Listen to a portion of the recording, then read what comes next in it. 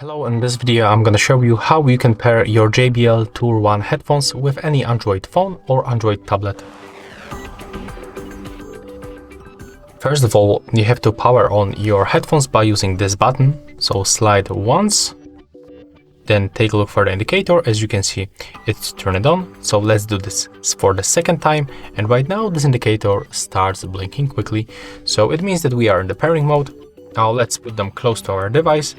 And then simply go to the Bluetooth settings. If you don't have this notification, just go to the connected devices and then click to pair new device. Right now you have to select your JBL Tour One, this one actually. Click on it once. Accept the pairing request. As you can see, we are successfully connected. And right now you have to also go to the Play Store, click on the search pool and type JBL headphones.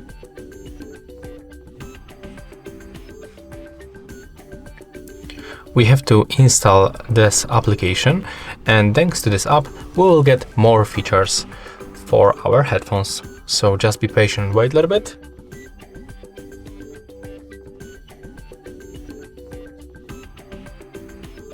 Right now, let's open it.